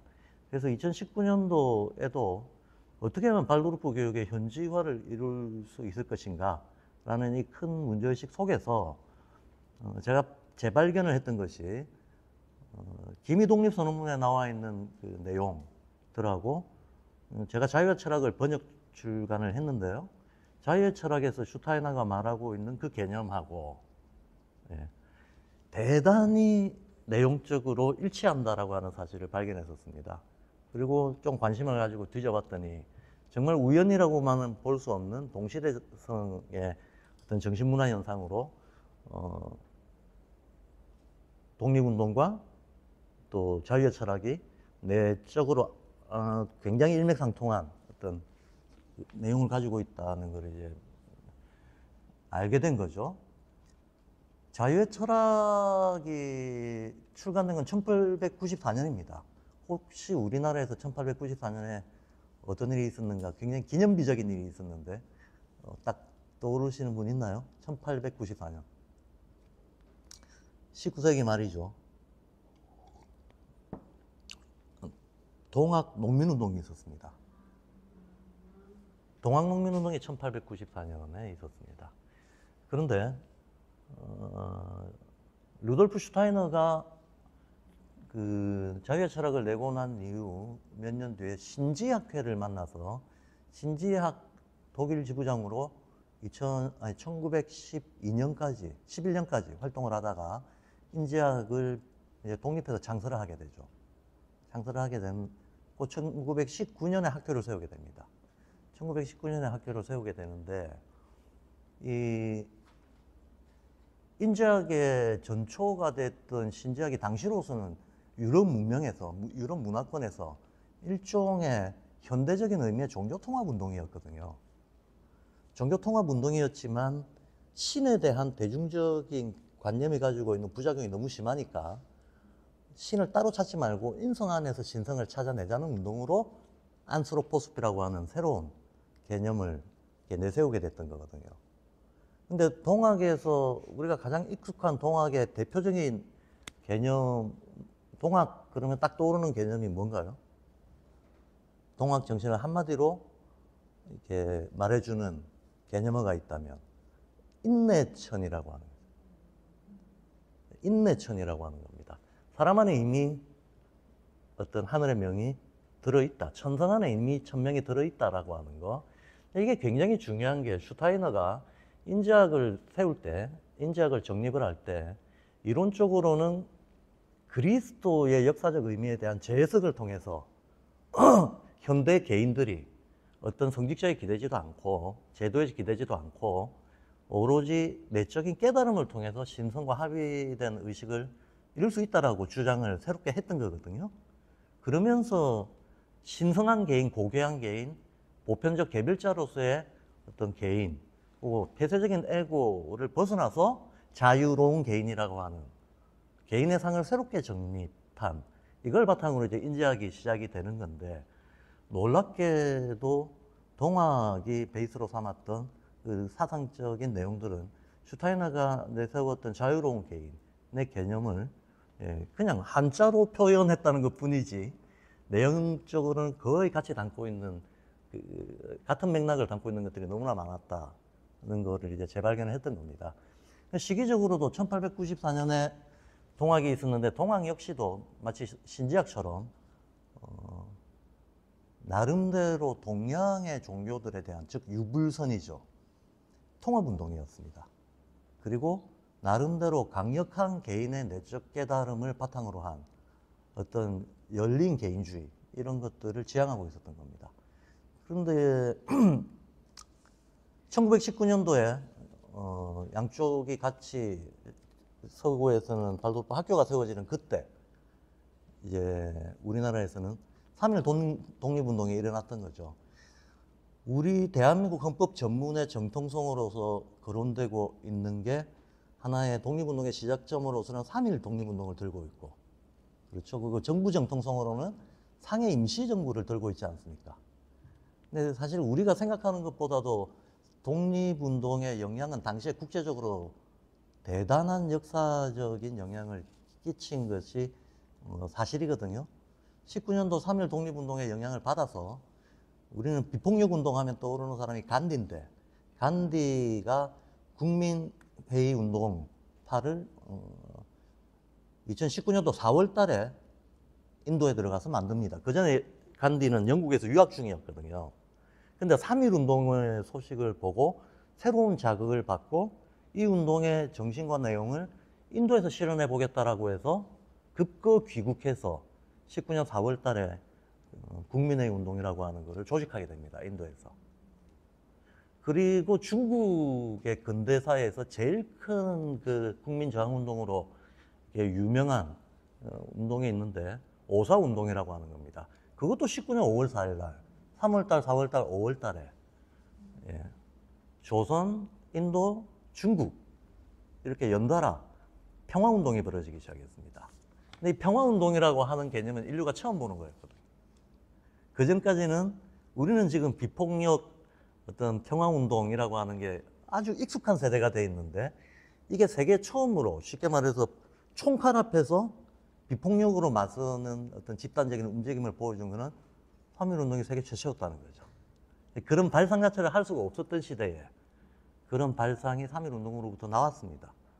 그리고 제가 길게 말씀은 못 드리지만 독립선언문의 내용을 보면 당시에 나왔던 수많은 다른 선진국들의 정치적 선언문이라든가 뭐 유명한 연설문이라든가 이런 것들에 나와 있는 거하고는 의식의 내용이 완전히 다릅니다. 우리가 다들 같이 발도르프 인지학을 공부하는 분들이니까 감각혼, 오성혼, 의식혼 이런 용어들은 다 쓰잖아요. 그리고 각 혼의 상태에 따라서 의식의 특징들이 다 달라진다는 걸 잘 알고 있죠. 근데 평가를 하자면 당대는 그럴 수밖에 없었던 시대이긴 한데 모든 국가의 선언문들이나 정치적 연설문들은 철저하게 오성혼적인 내용들을 담고 있었어요. 근데 기미독립선언문은 의식혼적인 내용을 담고 있었습니다.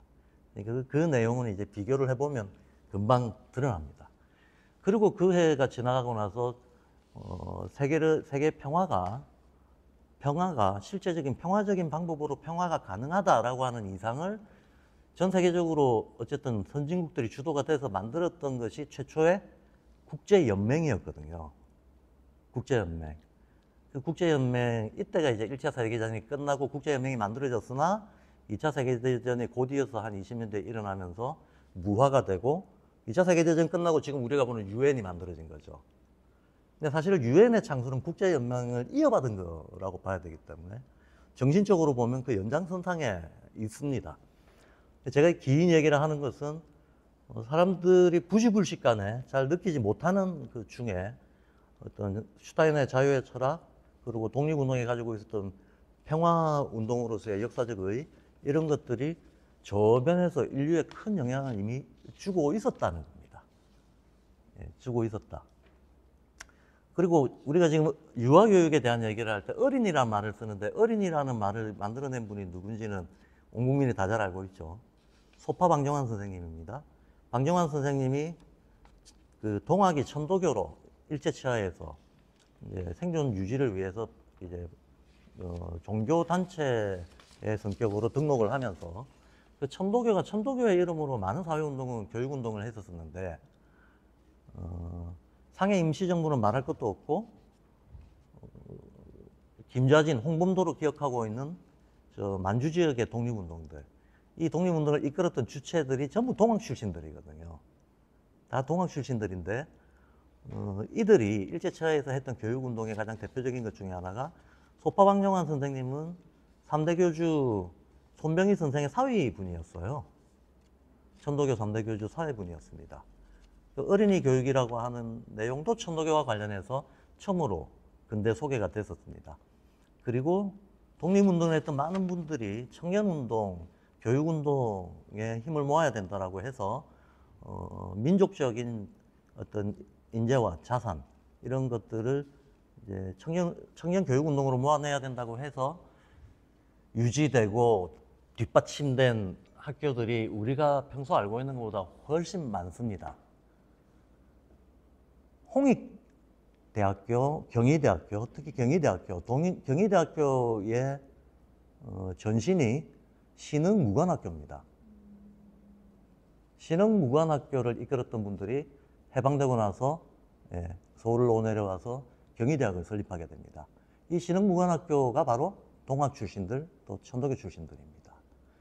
그리고 마찬가지로 이 흐름에서 나온 여러 개의 학교가 있는데 홍익대학교, 단국대학교, 동덕여수, 그리고 지금은 우리가 고려대학교라고 알고 있고 당시에는 보성 전문이었던 보성 전문학교, 이런 학교들이 동학과 천도교의 어떤 3.1 독립운동에서 선언됐던 그 의식의 내용들을 바탕으로 해서 일종의 민족 정체성을 형성하고 교육했던 학교들이거든요.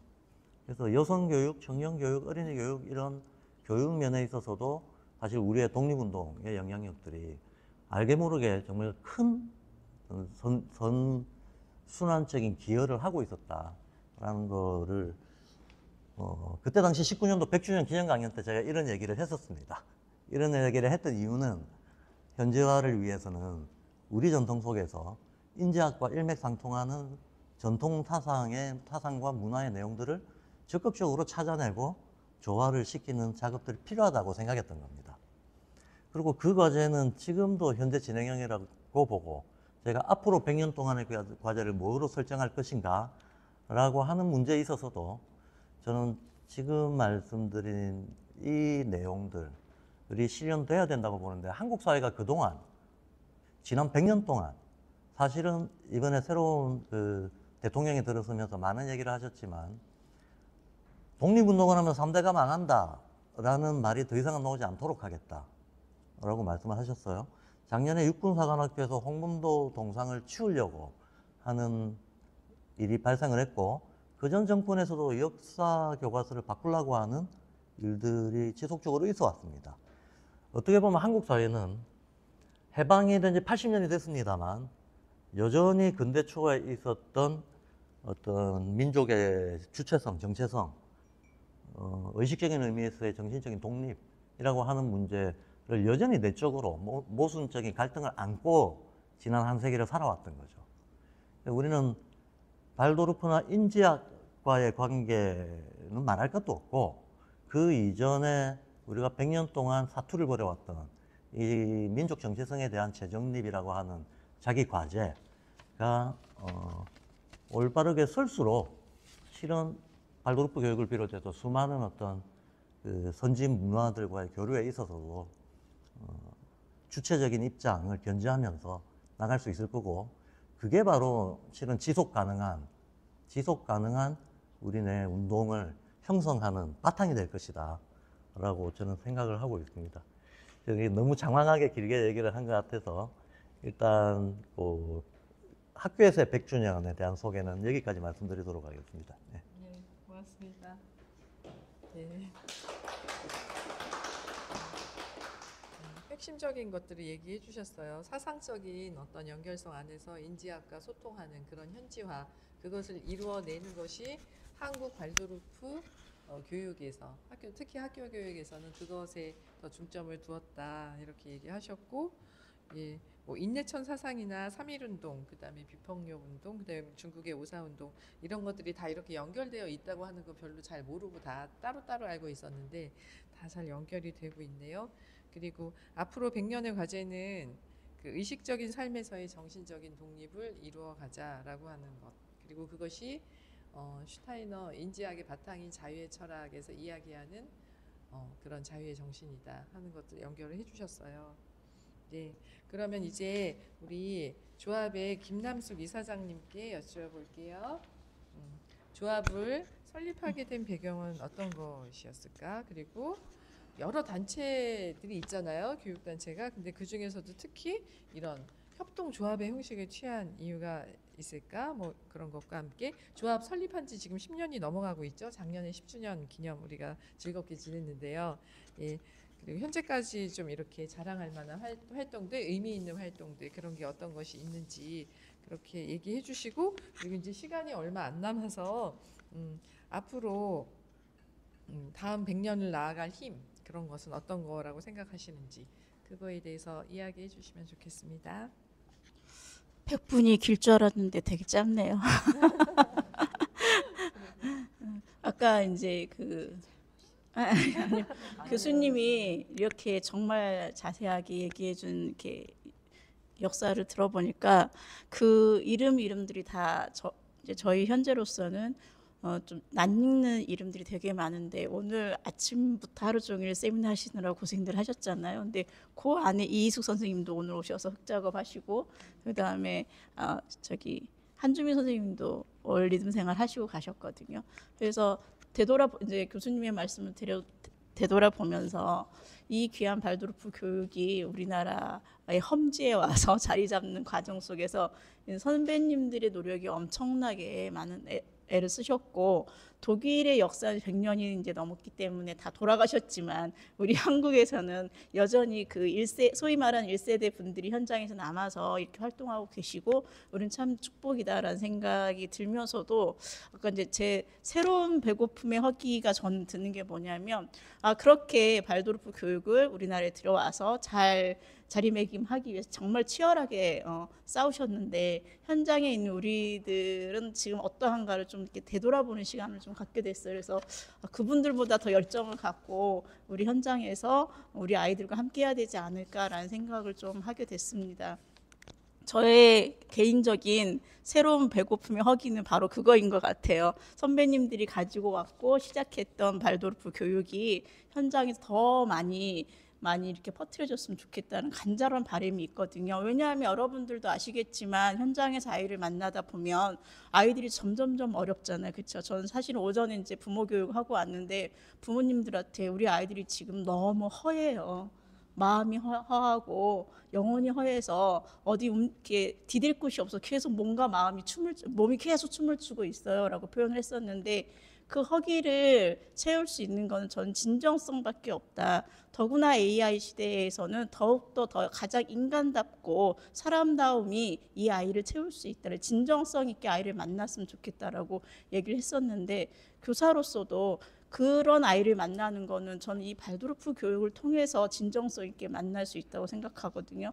처음에 발도르프가 생소해서 어려웠을 수는 있겠지만 저희 이제 현장에 있는 교사들은 알 것 같아요. 영유아 중심, 놀이 중심 했을 때 보통의 지금도 교사들은 영유아 중심이 뭐지, 놀이 중심이 뭐지 이런 고민들을 하거든요. 근데 우리 교사 발도르프 교사들은 알잖아. 이거 우리가 하고 있는 건데 설명하긴 어렵지만 우리가 이거 하고 있는 건데 되게 자신감 생기지 않으신가요? 그래서 이러한 발도르프의 교육들이 많은 현장에서 정말 만났으면 좋겠는데 그 길에 저희 협동조합이 근 10년 가까이 그 교육들을 해내고 있다는 거에 대해서 되게 큰 의미가 있다고 저는 생각해요. 더구나 어떤 한 리더가 어떤 장소에서 센터가 이것을 운영하는 게 아니라 현장에서 아이를 만나고 있는 선생님들이 그 내용들을 만들고 섭외를 해가면서 내가 했었던 것들을 같이 나누면서 우리 한국에서 이러이러한 발도르프 교육이 진행되고 있어요. 함께 나누고 그 명맥을 이어가기 위한 작업들을 지금 10년 가까이 해오고 있잖아요. 되게 이제 발도르프 교육이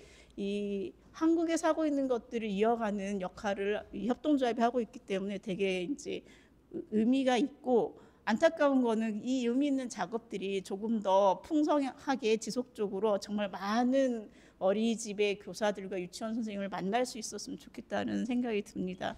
우리가 우선 2015년도에 협동조합이 설립이 됐는데 7명의 발기인으로 시작을 했다고 하더라고요. 저는 그때 당시 없었거든요. 그래서 초대 이사장님이 여기 박기원 선생님이시고, 그때부터 지금까지 쭉 한 자리를 지키고 계신 분이 저기 유재현 이사님하고 저기 박성금 이사님 두 분이 아직까지도 발도르프 협동조합과 처음부터 끝까지 오늘까지 같이 해주고 계십니다.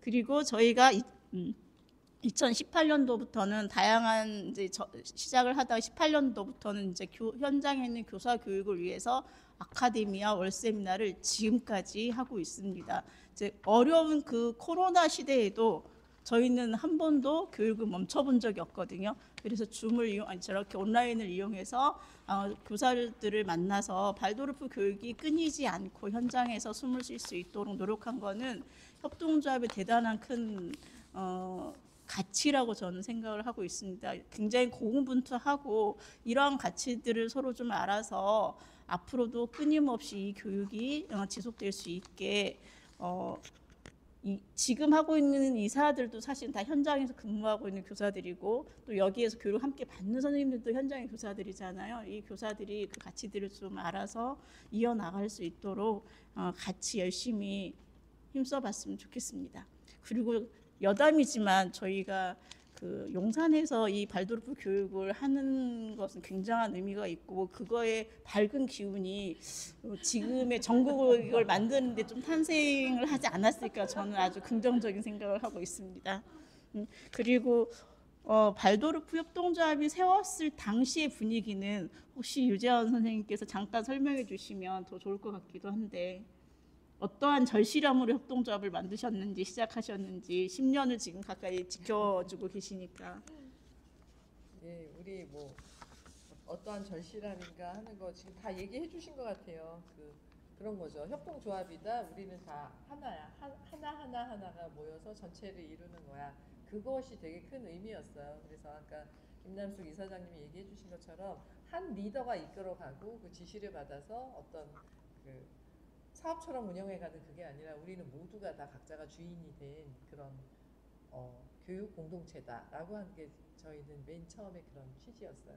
그리고 그것으로 또 박기원 선생님 초대 이사장님이시지만 현지화 막 강조하시잖아요. 아까 이제 얘기 안 하신 게 한 가지 있는데, 저희가 한글 오이리트미 연구 그런 특강도 열었거든요. 그리고 훈민정음 해례본을 공부하면서 그것으로 어떻게 우리가 우리 것들을 살려나갈 수 있는가, K문화 뭐 이런 거 너무 많이 통하죠. 요즘 보니까 전부 다 그 한국어로 노래 부르고 막 그러잖아요. 얼마 전에 학교에서 고등학교 아이들이 가서 이제 그 학교에서 그 교류하는 그런 공부를 했는데, 미국에 가서 이렇게 보니까 그쪽에서도 한글에 대한 관심이 정말 어마어마하게 높은 거예요. 그런 거 보면서 우리 조합은 맨 처음부터 그걸 해왔거든요. 2015년 문 열고 난 다음에 그 공부를 계속 해오고 그랬는데, 우리가 좀 잘 걸어왔다, 우리 것도 지키려고 잘 해왔다, 그런 생각이 들고요. 또 길어지는 것 같아요.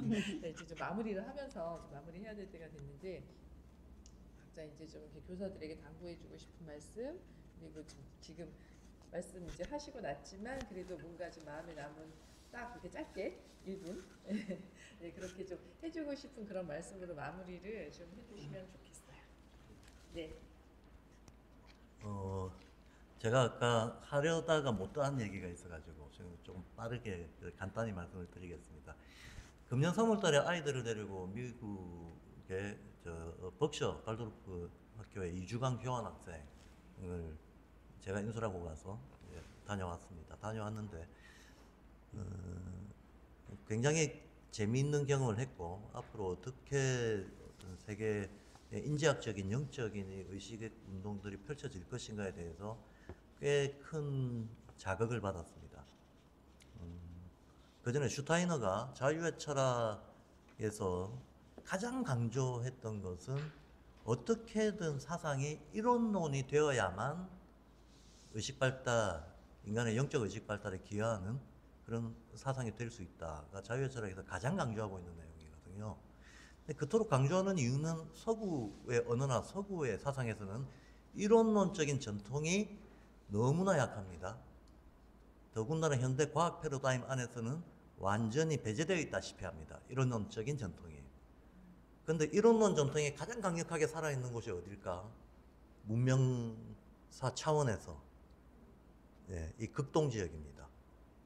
동양의 유불선, 그 중에서도 특히 조선에서 독특하게 발달했던 성리학의 발달을 비롯해서 이제 나라는 망했지만 19세기 말에 어떤 동학이라든지 정력이라든지 이런 사상들이 전 세계에 가장 그 이론론적인 성격을 잘 담고 있는 사상들이거든요. 그래서 우리로서는 굉장히 의미가 있는 거죠. 제가 이번에 미국 가서 꽤 많은 호응을 받았는데 학생들한테도 그 한국 문화와 한글에 대해서 강의를 하고 또 부모 교사들한테도 하고 교수님들한테도 한글 학과가 미국에 요즘 많이 생겨서 그 교수님들한테도 강의를 할 자리를 가졌습니다. 근데 제가 어필하고 싶었던 것은 한국 문화가 우수하다는 걸 어필하고 싶었던 것이 아니라 국민연금 제자 원리가 가지고 있는 그 내용은 한글과 한국어의 모태가 돼주고 있기는 하지만 사실은 어느 언어든지 상관없이 언어의 기원과 형성 과정을 밝히는 아주 좋은 관문이 될 수 있다라고 하는 것을 좀 주장을 했었고 그 내용에 대해서 굉장히 적극적으로 받아들였어요. 제가 깜짝 놀랐던 것은 지금 서구인들은 뭔가 이론론적인 영적 의식에 대한 새로운 출구를 찾고 있다. 그리고 그 새로운 출구라고 하는 것이 슈타이너 다카시 이와오 선생님이 일본의 인지학을 설립하신 분인데 28년생이고 게테아눔 정신과학대를 졸업하고 아시아에는 인지학을 처음으로 이렇게 설파를 하신 분이죠. 이분을 통해서 많이 알려진 얘기이긴 하지만 슈타이너도 실제로 유언으로 대략 한 1세기 전후 본인 사후 1세기 전후 새로운 인지학과 영적 의식을 뒷받침하는 운동들이 동양에서부터 다시 확산이 돼 나갈 때 그때 적극적으로 협력할 수 있어야 된다라는 것을 분명한 유언으로 남겼습니다. 그래서 저는 그러한 많은 어떤 우리 사회의 변화와 또 어떻게 보면 선각자로서 가지고 예지를 가지고 있었던 슈타이너의 유언과 이런 것들이 때를 만나서 하나의 흐름을 형성하면서 우리에게 다가오고 있는 것 아닌가 하고 생각을 하고 그래서 지금까지 앞선 두 선생님들 말씀도 그렇고 뭐 제가 말씀드렸던 것도 그렇고 이런 것들이 우리가 그냥 막연히 바라는 것이 아니라 현장에서 우리 스스로 개척해 나갈 수 있다는 자신감을 가지고 더더욱 좀 창의적이고 풍부하게 우리 것을 인지학적으로 결합시켜내고 성화시켜내고 해석해내고 하는 작업들을 다 함께 같이 할 수 있었으면 좋겠습니다. 고맙습니다. 이쪽에 있어서 아까 그 새로운 배고픔 이야기로 마무리를 했는데 사실 제가 좀 우려되는 게 굉장히 이제 몇 가지가 있는데 여러분 잘 아시다시피 우리 그 이사장님이시죠? 이사장님 말씀하신 것처럼 AI 시대라는 게 우리 영유아들에게 어떤 영향을 미치는가에 대한 고민도 물론 중요하지만 교사들에게 어떤 영향을 미치는가를 생각하면 정말 기가 막힙니다. 제가 최근에 어떤 이야기까지 들었냐면 뭐 그 인터넷에 또는 뭐 꼬망새라든지 뭐 이런 여러 가지 그 자료들로부터 얻어지는 거 있죠. 보육 일지도 그걸로다가 쓰고 심지어 아동 관찰 일지도 그걸로 쓴답니다. 아이와 무관하게. 그냥 AI한테 대신 써줘 그러면 다 써주고 하니까 일지도 써주고 다 하는 거예요.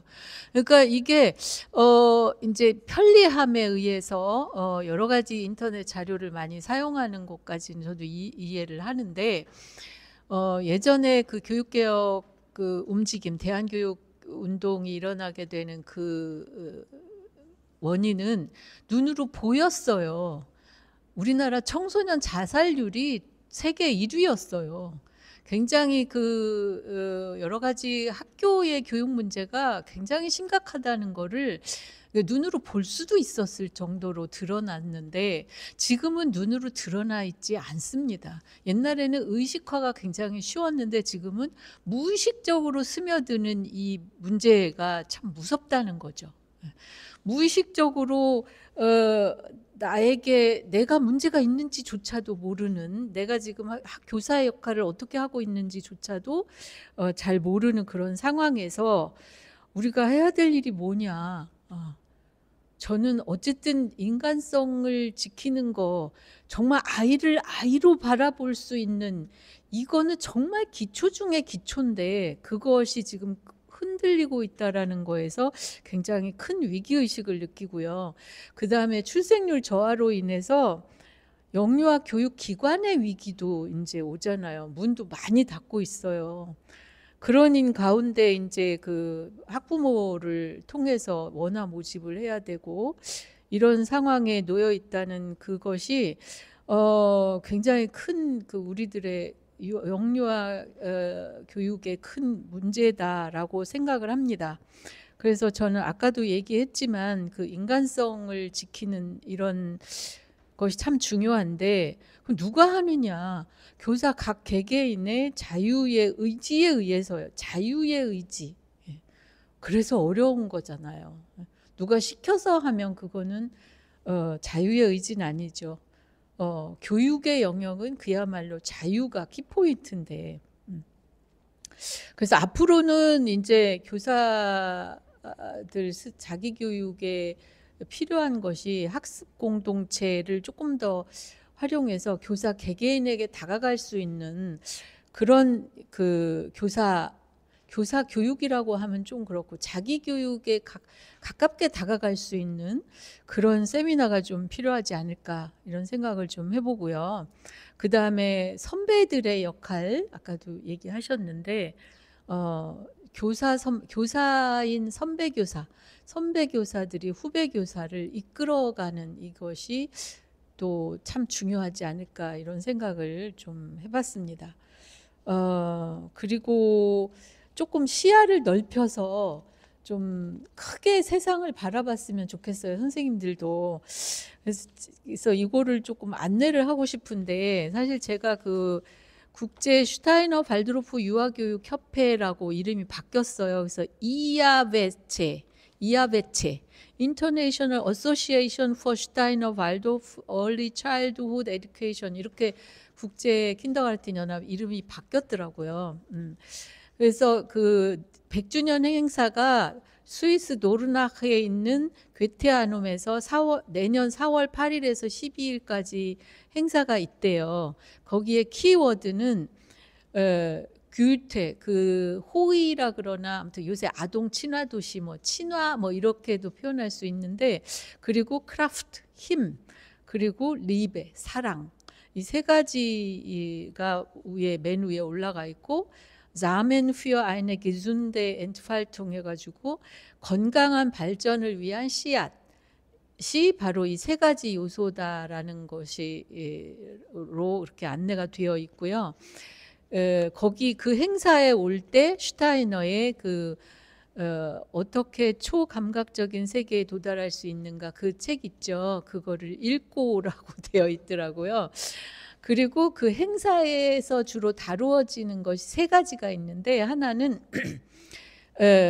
그 어린이들에게 최적의 환경을 제공하는 좋은 그런 기관을 그 나는 뭐라고 스스로 뭐라고 나에게 요구하는가. 그 다음에 그런 기관을 만들기 위해서 내 동료들과 서로 어떻게 돕고 있는가. 그리고 또 마지막으로는 실제로 내가 그것을 위해서 매일 실천하는 것이 무엇인가. 이 세 가지 질문을 공지를 했더라고요. 근데 이 세 가지 질문이 지금 우리에게도 굉장히 중요하지 않을까. 제가 아까 교사 개개인에게 다가가는 그런 개개인이 자기의 존재 의식을 좀 더 느끼면서 책임감을 느낄 수 있는 세미나가 필요하다라고 얘기했는데 이런 것들을 좀 생각해 보시고 앞으로 9월에 자세한 안내가 그 홈페이지에 올라올 예정이라고 합니다. 그러면 저기 한국에서 많은 관심 있는 교사들이 좀 휴가를 내고서라도 교사 뭐 원장인데 특히 교사들이 좀 가서 전 세계 선생님들이 어떤 고민을 하고 있는지 나와 되게 들어보면 다 나랑 똑같은 고민하고 있어요. 뭐 저기 뭐 스위스 교사, 뭐 저 아프리카 교사, 또 미국 교사는 뭐 다른 고민 있는 줄 아셔요? 다 비슷해요. 뭐 부모는 이런 부모는 어떡하냐? 우리 맨날 부모님들 때문에 마음고생 많이 하잖아요. 그런 고민 그 사람들도 다 하고 있어요. 그래서 그런 이야기를 서로 나누어 보고 온다면 내가 어떤 나의 직업이 도대체 나에게 어떤 의미가 있는가에 대해서 조금 더 다른 변화가 생기지 않을까 이런 생각도 좀 해보면서 잠깐 안내도 했습니다. 예, 이상입니다.